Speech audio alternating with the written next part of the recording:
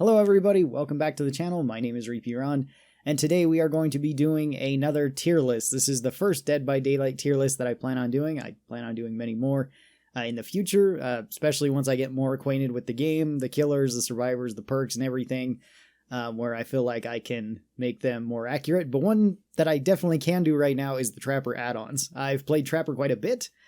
He's one of my more played killers. He's one of the few killers I actually have to tier 3 right now. And I have got to use all of his add-ons. So I have them set up just based on what category they are, and then we'll talk about each of them, what they do, and how good they are, and where I would rank them. S being the best, D being the worst. This is going to be relative to him, not relative to all the other killers, though. So we've got the Trapper Sack, which is a brown add-on. It gives you one extra bear trap with you, so you get to start out with one, and you get to increase your capacity to carry by 1. So you get to carry around 2 traps, which is really nice. It feels really weird only carrying around 1 trap with Trapper. You can't use traps that well if you're only just carrying around 1, and you have to set it down and go find another one and set it down, or pick up the same one, pick up a different one. That can be rather annoying. The bags make Trapper's ability seem like it actually functions the way that it's supposed to. Because sometimes there's traps off in the who knows part of the map where you can't even get to because they're hidden behind 3 walls and there's nothing over there, or there's, it's up on top of a hill and there's no point in you going over there because you see 3 people in front of you. So the bags really help. The brown bag I would probably put into A tier. It's really good. Even for a brown add-on, it's still probably one of his best add-ons for just making him function. The yellow bag makes it so he can carry up to 2 traps. He just starts with 1 extra one. This is the Trapper's bag.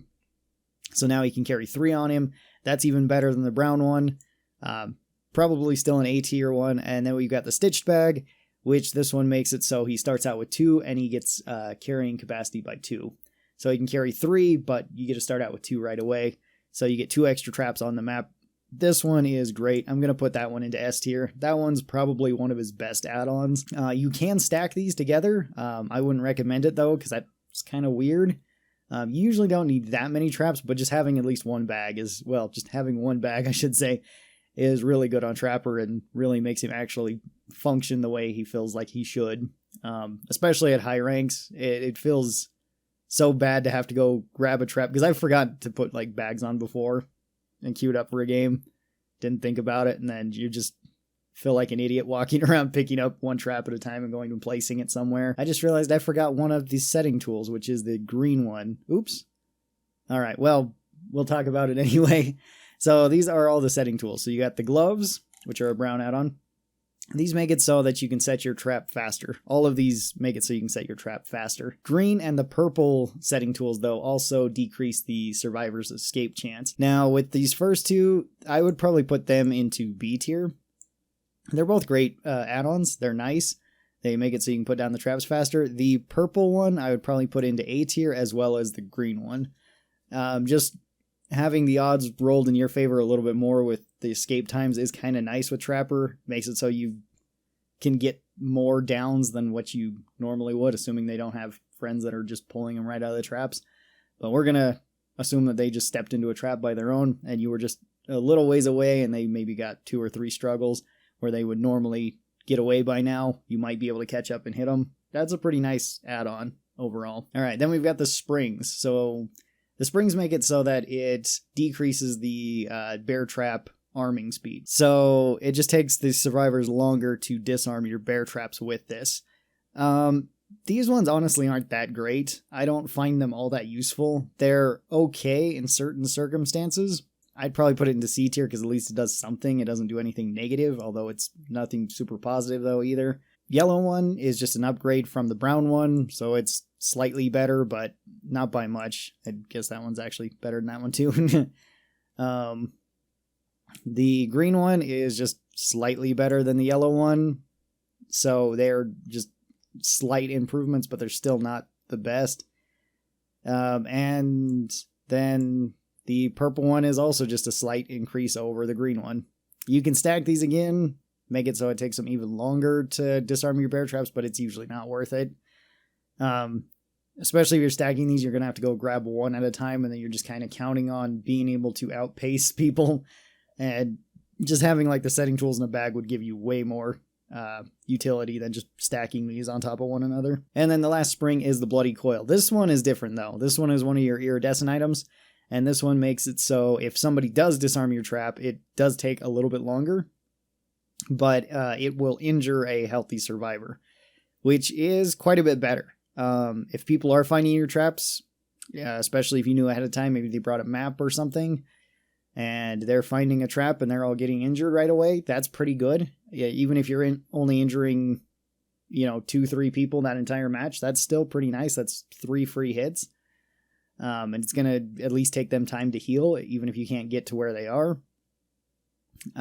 So that's not bad, although if a team catches onto this and they're aware that you have this item, they can catch onto it 2 ways. Either they can touch the trap, go to disarm it, realize that it's taking them longer, and then just not do it because they figure you have bloody coil, unless you're just running one of the other coils.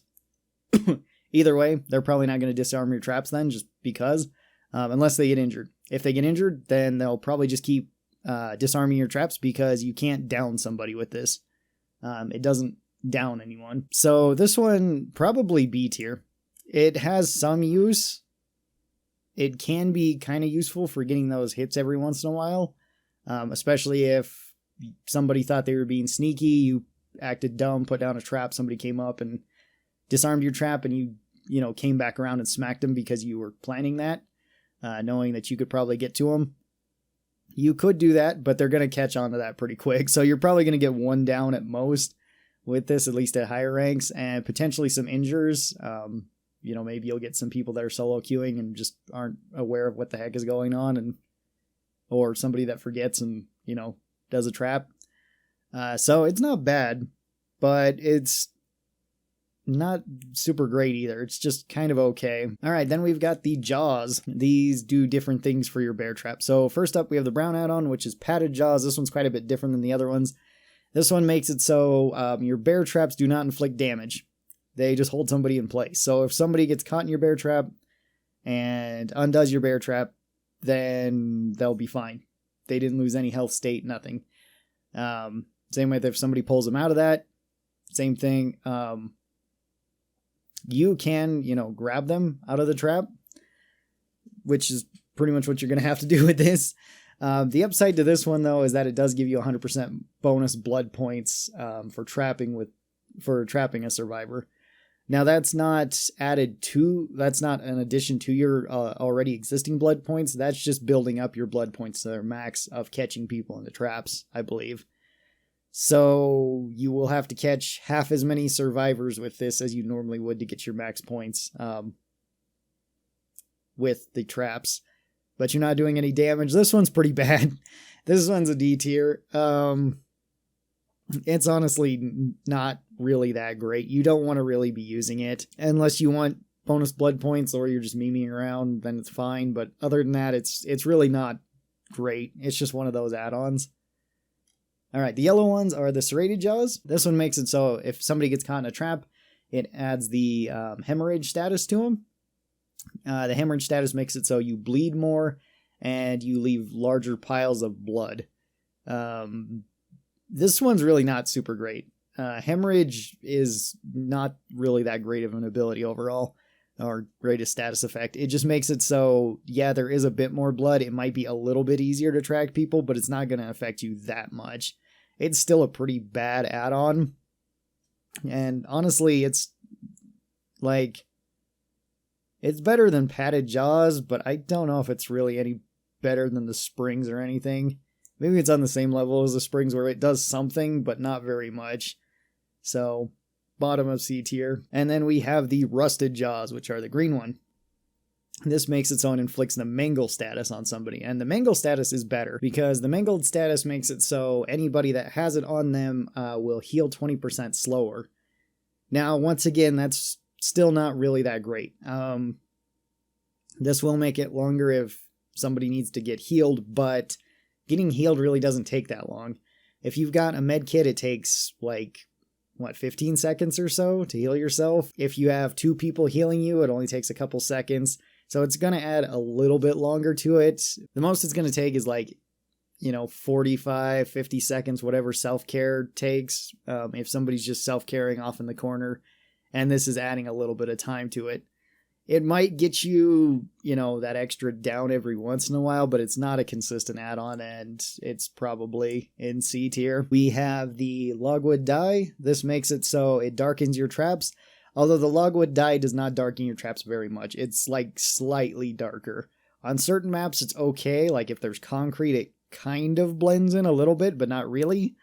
It doesn't really blend in that well. It looks like you just kind of put some blotches. It should really blend in more, or maybe give you some sort of camouflage for your traps. It's another add-on that's just kind of okay. It's not way great. Probably at the top of C tier. It's like, if it darkened more, it would definitely be better. Or camouflaged them in some way, or made them look more natural to the environment that they were in. It would be alright then, but as of right now, it's not super useful. And then we have the tar bottle. The tar bottle darkens your traps a lot. This actually makes it so it's pretty difficult to see the trapper's traps in certain areas. Like in the swamp, they just completely blend in, although you have super tall grass in that map, so it's pretty good for putting traps in the grass anywhere. But it makes it so you can put traps in some pretty decent spots where people aren't going to notice them as easily. The tar bottle is actually probably one of Trapper's best add-ons, and I would probably put this one up in S tier as well. Alright, up next we have the bricks. So this is the wax brick. This makes it so it moderately lowers the bear trap escape chance. So people will have to struggle longer to get out of the bear traps. That's not really that bad. That's a pretty decent add-on, and it's probably going to go somewhere in the middle of B tier. Assuming you're catching people in traps, it'll take them longer to get out, which means you can get to those traps easier, so you might be able to expand traps out a little bit further than you normally would. Usually as Trapper, you want to keep most of your traps close to you, and close to the same areas, and try to push people into them. That way, you're not having to run anywhere on the map. And yeah, it's not a bad add-on overall. Then we have the Honing Stone. The Honing Stone makes it so it inflicts dying status onto a survivor if they free themselves. So if somebody steps in a trap, nobody comes and helps them, and they go to get out of the trap, then they're just on the ground. That's pretty good. That can insta-down people. As long as you can get over to them, it's not bad. And with the right combination, it can actually be pretty good. I would put the Honing Stone probably somewhere into A tier. It's a pretty good add-on for a Trapper. And then we have the Iridescent Stone. This one makes it so every 30 seconds, one of your closed bear traps randomly on the map will arm itself. This can actually be really good, especially if you want to play a more aggressive Trapper. If you want to play a more aggressive Trapper, combining this with the Honing Stone is actually great, because you can actively be pushing people around the map, and then grabbing a trap every once in a while if you see a trap that's in kind of a weird position where nobody's going to step in it or anything, and then set it up. This will let you down people and keep your traps up, so you really don't have to worry about them, especially if you put them in somewhere that's super obvious, like somewhere on one side of a pallet or another, or on the outside of a window, and somebody goes over there and disarms it. Doesn't matter. 30 seconds later, it'll be back up, and they're just wasting their time disarming that one trap.